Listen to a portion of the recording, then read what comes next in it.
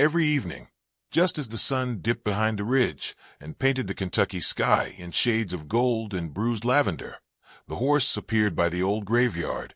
It wasn't fenced, just a scatter of moss-covered stones forgotten between wild grasses and thorny brush. Locals had gotten used to the silhouette, a tall, coal-colored gelding with a white blaze on his forehead, standing silently among the stones like a ghost who didn't know it was dead. No one knew where he came from or why he returned each day, and no one dared follow. But one man watched, from behind the cracked window pane of a sagging farmhouse perched just up the road. Henry Dalton sat each evening in a worn-out rocker with a wool blanket draped over his knees. He didn't believe in ghosts or curses like the others whispered about. What he did believe in was routine. And this horse, this creature with eyes as tired as his own, had become part of that. Henry was 73 and carried his years like rust on an old plow. He lived alone now. The farm had once bustled with voices, his wife's gentle laughter, his son's boots on the stairs, even the cluck of hens in the yard. Now there was only silence, punctuated by creaks of the old house and the rasp of wind against brittle shutters. That evening, as always, Henry leaned forward when he saw the horse approach. Same time, same slow, careful gait. The animal walked with the hesitation of someone stepping into memory, and Henry felt something stir in his chest. Not curiosity, recognition, though he didn't know from where. He finished the last sip of bitter coffee, set the mug on the windowsill, and stood, his joints complaining. The cane helped little these days, but he used it anyway, and made his slow way to the front porch. From there, he could see the horse clearer. The graveyard sat just beyond the broken fence at the end of the pasture. The gelding didn't graze. He didn't move much, just stood, sometimes an hour or more, before vanishing into the trees behind the stones. That night, Henry stepped off the porch. It had been years since he'd gone beyond the gate, years since he'd crossed the pasture. But something had changed, maybe not in the horse, but in Henry. Maybe it was the quiet that had finally grown too loud, or maybe it was the ache of something unresolved that refused to be buried. He shuffled forward, one hand gripping the cane, the other held out slightly as if steadying himself against invisible winds. The ground sloped gently toward the graveyard, grass swaying like ocean tide beneath the breeze. The horse didn't move, just watched. When Henry was within 10 yards, he stopped, close enough to see the old halter worn into the animal's fur, and the thin scar that traced along his shoulder. The horse blinked, slow and deliberate. He didn't shy or flinch, just stood, dignified, waiting. "I suppose you know more than you let on," Henry murmured, his voice dry from disuse. "Or maybe you just come here for the peace." The horse dipped his head, not as a nod, not exactly, but not nothing either. Henry felt something rise in his throat, a pressure he hadn't felt in years. He looked down at the graves. Some were marked with crude wooden crosses, others with cracked stone. Names lost, stories buried. But one marker, newer than the others, caught his eye. It was simple: Sarah Dalton, beloved wife and mother. The wind moved through the trees then, soft and sighing. Henry sank to his knees beside the grave, ignoring the stabbing pain in his hip. His hand trembled as he traced the name. "She was the last light in this place," he said to no one. And when she went, his voice cracked, the rest of the sentence swallowed by grief he thought had dulled. But now it rushed back, sharp, living, raw. The horse stepped closer, slow and careful, as though mindful of invisible boundaries. Henry didn't look up. He just sat there, with the grass folding around him like arms, the fading light wrapping everything in gold. Minutes passed. "You keep coming here," Henry said at last, lifting his eyes. "You knew her, didn't you?" The horse's ear twitched. Henry swallowed hard. His thoughts drifted, unbidden, to a memory blurred by time. Sarah standing in the paddock, her arms wrapped around a dark colt with trembling legs and frightened eyes. She'd named him Whisper, because he never neighed or whinnied like the others, just breathed soft and low, as if afraid to speak. They'd raised him together. Whisper had been more than a horse. He was part of the family. Sarah said he understood more than people gave him credit for. When she grew ill, Whisper had taken to standing beneath her window each morning, waiting. After her death, Henry couldn't bear to keep him. He sold him to a breeder in a neighboring county, paid to never hear the name again. It had been years. Could it really be? He stared at the horse, searching. "Whisper," he whispered. The gelding stepped forward. One pace. Then another. He lowered his head gently, pressing it to Henry's shoulder. The old man froze. Then slowly, he reached up and touched the horse's cheek. "My God," he breathed. "It is you." The ache in his chest collapsed under the weight of recognition. The years fell away. He saw Sarah smile, heard her voice, felt the warmth of a life that had seemed to end the day they lowered her into the earth. Whisper stayed close, his breath warm against Henry's skin. The sun had dipped below the horizon now, and the world around them was cloaked in soft twilight. Fireflies began to blink among the tall grasses. The graveyard, once a place of sorrow, felt lighter, not empty, but no longer lonely. Henry exhaled, slow and deep. He closed his eyes and rested his head against the gelding's neck. "Why did you come back?" he asked. There was no answer, of course, only the wind and the steady rhythm of the horse's breath. But in that moment, Henry didn't need words. He understood. Whisper had come back not for the grave, but for what remained beside it, for a man who'd been lost as much as he had. Together, they sat in silence, the living among the dead, two souls finally recognizing what they still had. And though neither of them moved, something shifted, something subtle but certain, as if the ground beneath them had exhaled after holding its breath for years. Henry opened his eyes. Whisper was watching him, still and silent, as though waiting for the old man to rise, to follow. For the first time in years, Henry thought maybe he would. The next morning brought a strange sense of purpose. Henry rose before the sun, the way he used to when the farm demanded his hands and attention. His joints protested, but he moved through the motions with care, pulling on his old denim shirt, lacing cracked boots, brushing back wisps of white hair with damp fingers. The cane leaned against the doorframe, as always, but he didn't reach for it immediately. Something about yesterday's encounter had peeled back a layer of numbness he hadn't realized had hardened over him. He stepped onto the porch, scanning the fields already warming under dawn's gold. Dew shimmered on the grass, like a whisper of something sacred. And then he saw him, Whisper, standing near the fence, exactly where Henry remembered him waiting in his younger years. Same posture, same patience, as if no time had passed. Henry approached slowly, watching the gelding lift his head and give a soft exhale. No whinny, no dramatics, just quiet acknowledgement. "You stayed," Henry murmured. Whisper took a step forward, his eyes calm, ancient. Henry raised a trembling hand to the horse's cheek again, tracing the contours of a face he'd once known better than his own. The connection felt unshakable now, forged not just by memory but by mutual absence. They had both lived through loss, and somehow they'd found their way back to each other. Inside the barn, everything had long since gathered dust. The tack room smelled of mold and dry wood. Mice had chewed through old saddle blankets, and cobwebs hung like abandoned dreams from the rafters. But Henry moved through it all with deliberate focus. He found Whisper's old halter, a bit frayed, the leather cracked but still serviceable. The nameplate was faint now, but it was there. Whisper, as if waiting. He didn't try to saddle him, not yet.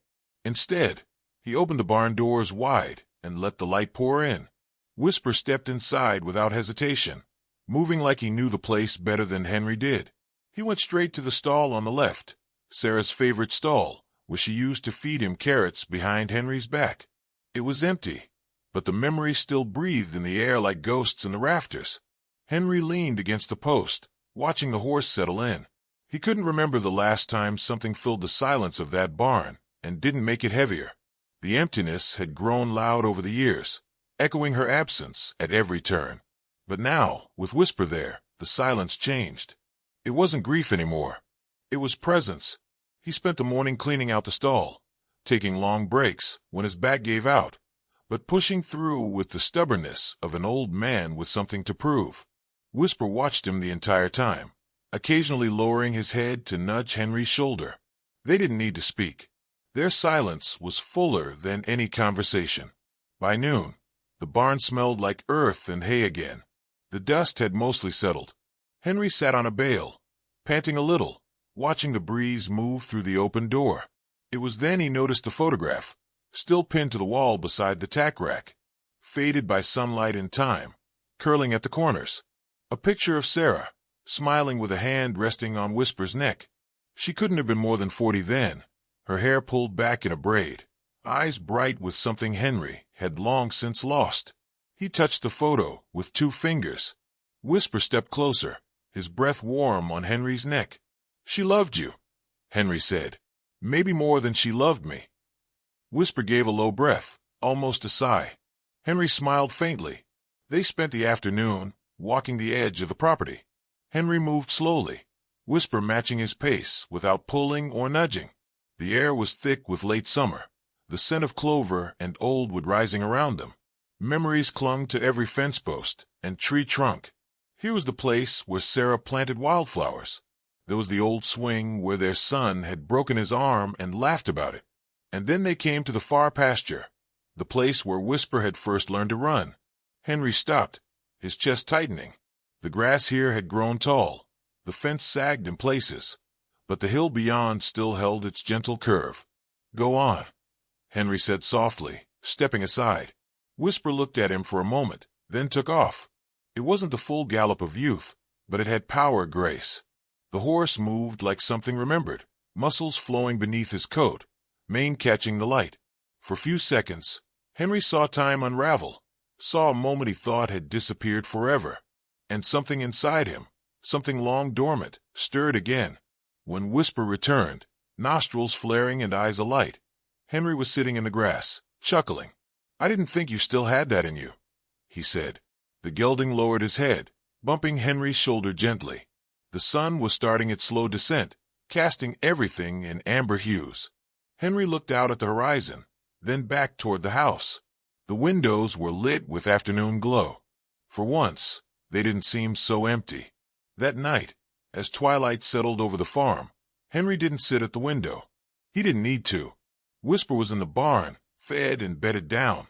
The graveyard remained quiet and untouched, but the weight that always came with evening, like a shroud wrapping tighter with every passing day, felt looser now. Before heading to bed, Henry stood in the doorway and looked out once more. Fireflies danced in the distance. The wind carried the scent of honeysuckle and dry hay. Somewhere an owl called, and then he whispered something into the stillness. "Tomorrow we start over." The words didn't feel naive. They felt earned. Henry closed the door behind him. Upstairs, the bedroom felt less like a mausoleum and more like a room waiting to be lived in. The photo of Sarah sat on the nightstand, just as he'd left it. He turned it toward the bed, smiling faintly. Down in the barn, Whisper shifted once, then stilled. And in the quiet heart of that old Kentucky farm, something long buried stirred gently back to life. It had been nearly 2 weeks since Whisper returned, and in that time, Henry had found a rhythm he thought was gone forever. Each morning began with the same ritual, coffee in a tin mug, the porch creaking underfoot, and the comforting sight of the old gelding grazing quietly in the paddock. Whisper had reclaimed the pasture like he'd never left, and in doing so, he dragged something back into Henry too, something like purpose. But there was one place neither of them approached, the graveyard, tucked behind the orchard at the far end of the farm, where the fence turned to stone and moss-covered slabs lay beneath weeping sycamores. Sarah's grave sat in silence. Henry hadn't visited it since the day they buried her. He couldn't. The thought of standing over that mound of earth had always made his chest lock, his knees falter. He carried her in everything, her photo, her cooking apron still hanging behind the pantry door, her voice echoing in his sleep. To see her name carved in granite would be too final. Yet every evening, Whisper stood by the graveyard's edge. Not inside, never inside, but always near. As if he were waiting for something, or someone. He would leave the pasture at dusk, walking the overgrown path, with the same steady steps. He never strayed, never seemed confused. Henry had watched from a distance, unseen, heart tightening each time. What did the horse know that he didn't? Then one evening, the air heavy with the threat of a coming storm, Henry followed. He walked slowly, cane in one hand, the other brushing tall grasses aside. The clouds were thick overhead, casting long shadows across the ground. As he reached the top of the orchard rise, he saw Whisper standing motionless near the first row of stones. The horse turned his head slightly at the sound of Henry's approach, but didn't move otherwise. Henry stopped a few feet away, panting lightly. The wind stirred the trees, sending down a sprinkle of brittle leaves. He looked at Whisper, then past him, to Sarah's grave. The headstone was modest, just like she'd wanted, white marble worn soft by weather. Sarah May Holloway, beloved wife, fierce friend, 1943, 2017. Beneath that, a line Henry had chosen but never had the strength to read again until now. She tamed more than horses. His throat tightened. He remembered the day they laid her down, the smell of damp earth, the ache in his hands from holding her locket too tightly. People came and went, offering casseroles and condolences. But no one stayed long enough to see how empty a house could feel at night. Except Whisper. That final evening, before the horse disappeared, he had stood right here, just like this, unmoving, and then he had vanished into the hills. Henry stepped closer, the grass parting at his feet. Whisper made no protest. The grave was just ahead now, the flowers long wilted, the soil settled into a quiet depression. Henry stared at it a long moment, the silence pressing in from all sides. "You always came here, didn't you?" he said quietly, voice rough from disuse. "Even when I couldn't." Whisper's ears flicked. "I thought I was the only one who couldn't let go," Henry continued, eyes misting. "But maybe you never did either." He lowered himself slowly onto the bench beside the grave, hands trembling slightly. Whisper stepped forward, and for the first time, crossed the stone threshold. He stood beside the bench, close enough to touch. Henry reached up, resting his hand on the horse's shoulder. "Do you remember the last ride we took together?" he asked. She was in the kitchen window, waving like we were heading off to war. "You were a wild thing back then, didn't like the bridle, always danced sideways. But that day, you went steady, like you knew." His hand dropped into his lap. I think she knew too, that she wouldn't be there much longer. A single tear traced down his cheek. The wind picked up, rustling through the orchard, shaking the sycamores above. Henry closed his eyes, breathing in deeply. Whisper shifted but didn't move away. They sat like that for a while, man and horse in memory, held together by something that didn't need words. Then Henry spoke again, softer now. "You brought me back here, didn't you? That's what this was all about." Whisper exhaled through his nose, long and steady. Henry looked at the headstone once more. "She'd be laughing right now, you know, seeing the two of us out here. She always said I was too proud, too scared to face things. She was right." He took a slow breath, then stood, steadier now than he had been in years. He laid his hand on the top of the stone. "I'm sorry I stayed away so long." The wind quieted, as if the orchard itself was listening. Whisper turned, starting back down the path toward the barn. Henry followed. They walked side by side as the first drops of rain began to fall, light at first, then growing steadier. By the time they reached shelter, the storm had begun in earnest. Thunder rolled over the hills, and the sky cracked open with lightning. Inside the barn, the world narrowed to shadows and warmth. Henry busied himself laying down fresh straw, checking the feed, brushing Whisper's flanks with steady hands. The routine comforted him. Outside, the storm raged. Inside, something had settled. He sat on a stool near the stall, listening to the rain drum against the tin roof. Whisper chewed quietly. Henry closed his eyes, and when the thunder shook the walls again, he didn't flinch. Instead, he smiled. The rain had passed by morning, leaving the earth glistening and quiet. A thin fog hugged the low ground as if reluctant to let go of the night. Henry stood at the paddock gate, arms folded against the chill, watching Whisper amble through the wet grass, droplets beating along his mane. The silence between them wasn't empty anymore. It was full of memory, of understanding, of all the things that never needed saying aloud. For the first time in years, Henry didn't feel haunted by the graveyard's presence beyond the orchard. It no longer loomed like a forgotten promise. It simply existed, peaceful and real, like Sarah's laughter in his dreams, or the smell of cinnamon from the cupboard she once kept so meticulously. He turned back toward the house. It was time. The farmhouse had remained mostly untouched in the years since Sarah passed. He had lived like a ghost inside it, using only the essentials, closing off rooms like chapters he couldn't bear to reread. But now, with each creak of the floorboards beneath his boots, he felt something shifting. The rooms weren't silent anymore. They breathed again. He spent the morning dusting, not out of obligation but purpose. His hands remembered the motions, the way she used to hum as she wiped down the mantel, how she'd scold him gently for letting cobwebs gather near the pantry door. He opened curtains that hadn't seen sunlight in seasons, washed windows until they gleamed. Even Whisper seemed surprised when Henry returned to the porch with 2 apples in his coat pocket. One for him, one for his old friend. That afternoon, he saddled Whisper. The act came slow but sure. Each buckle fastened with care, every motion a memory. He hadn't ridden in over a year, not since the pain in his knee became too sharp, and his will even sharper in the wrong direction. But today, something compelled him, not from grief, but from hope. Whisper stood patiently, as if he'd known this day would come. The mount was awkward, shaky. Henry gritted his teeth and swung himself over with a grunt, sweat rising on his brow despite the cool air. But then he was up.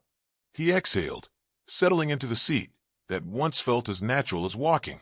"Let's take a ride," he whispered, patting Whisper's neck. They moved at a slow, deliberate pace down the familiar trail through the trees, past the bent willow where Sarah used to read in the summers, through the gully where Whisper once tossed a cocky ranch hand who got too rough. The sun filtered through the branches in golden slants, warming the earth beneath them. They reached the hilltop where, years ago, Henry had proposed.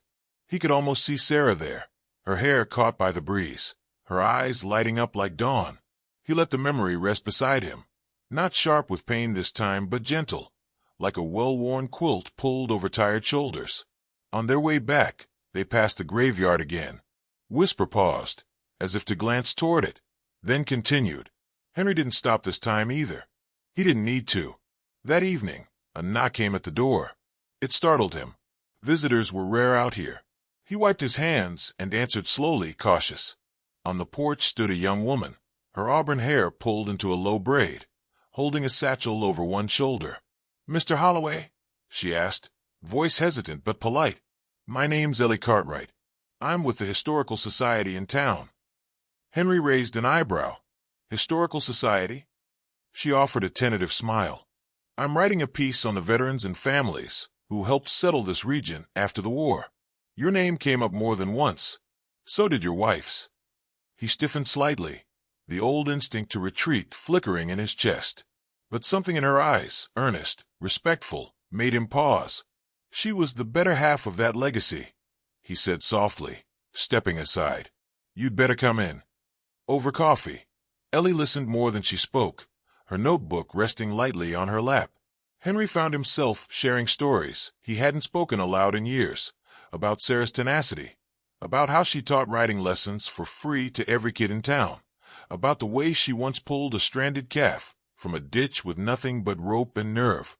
He even mentioned Whisper, and how he disappeared the day she died, only to return out of nowhere. Ellie's gaze lit up. "That's incredible. Animals always know, don't they?" He nodded. "More than we give him credit for."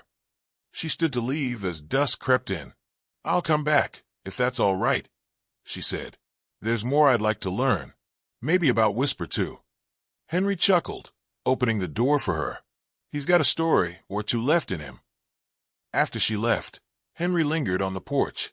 The stars were beginning to prick through the darkening sky, and from across the field, he saw Whisper by the pasture fence, watching the same stars.